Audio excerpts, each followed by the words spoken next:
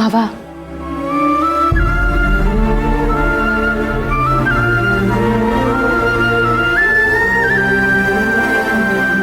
ಇವಾಗ ಆರಾಮಾಗಿದ್ದೀರಾ?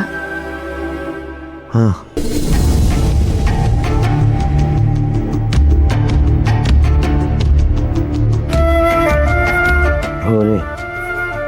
ಏನಾಯ್ತು?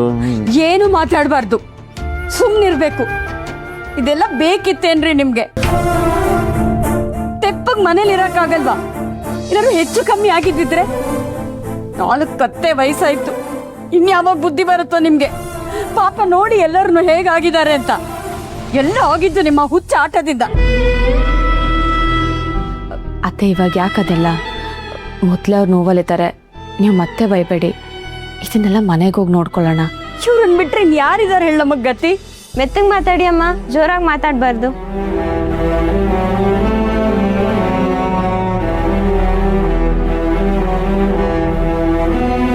Advance payment clear ಮಾಡಿದ್ದೀರಾ ಮೇಡಮ್?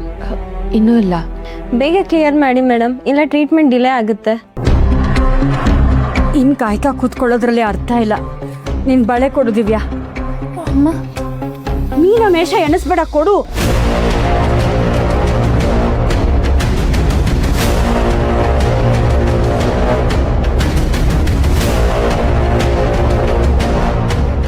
ನೋಡಿ ನಿಮ್ಮಿಂದ ಏನೇನ್ ಆಗ್ತಿದೆ ಅಂತ. ಮಗಳಿಗೆ ಅಂತ ಮಾಡ್ಸಿರೋ ಬಳೆನೂ ಅಡ ಇಡೋಂಗಾಯ್ತು. ಇನ್ನೇನೇನ್ ನೋಡ್ಬೇಕೋ ನಾನು. ಅತ್ತೆ ನೀವು ಸಮಾಧಾನ ಮಾಡ್ಕೊಳ್ಳಿ, ಎಲ್ಲ ಸರಿ ಹೋಗುತ್ತೆ.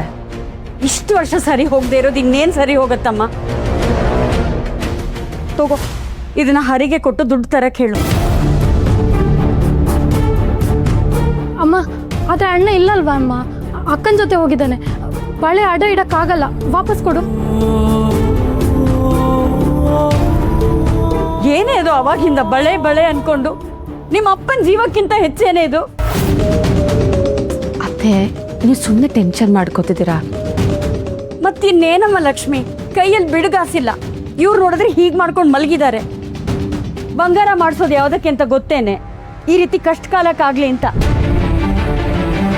ಸರಿ, ಸಮಾಧಾನ ಮಾಡ್ಕೊಳ್ಳಿ ಅತ್ತೆ. ಆ ಬಳೆ ಕೊಡಿ, ನಾನೇ ಅಡ ಇಟ್ಟು ಹಣ ತರ್ತೀನಿ. ಚೋಪಾನಮ್ಮ.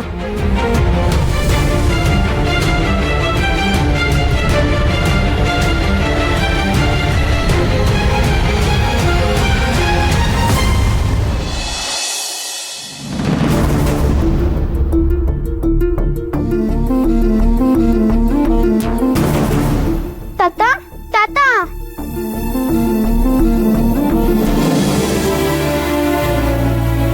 ನಿಮ್ಗೇನು ಆಗಿಲ್ಲ ತಾನೇ? ಇಲ್ಲ ಬಂಗಾರಿ, ತಾತಂಗೆ ಏನೂ ಆಗಿಲ್ಲ. ಅವ್ರು ಹುಷಾರಾಗ್ತಿದ್ದಾರೆ ಅಂತ ಡಾಕ್ಟರ್ ಹೇಳಿದ್ದಾರೆ ಸಿರಿ. ಅವ್ರು ಸ್ವಲ್ಪ ರೆಸ್ಟ್ ಮಾಡಿದ್ರೆ ಸರಿ ಹೋಗ್ತಾರಂತೆ. ತ್ರಿಪುರ, ಡಾಕ್ಟರ್ ಏನಂದ್ರು? ಏನಿಲ್ಲಮ್ಮ, ಟೆನ್ಷನ್ ಮಾಡಿಕೊಂಡು ಭಯಕ್ಕೆ ಜ್ವರ ಬಂದಿರ್ಬೋದು ಅಂತ ಹೇಳಿದ್ರು. ಮಾತ್ರೆ ಬರ್ಕೊಟ್ಟಿದ್ದಾರೆ, 2 ದಿನ ರೆಸ್ಟ್ ತಗೊಂಡ್ರೆ ಸರಿ ಹೋಗ್ತಾಳಂತೆ.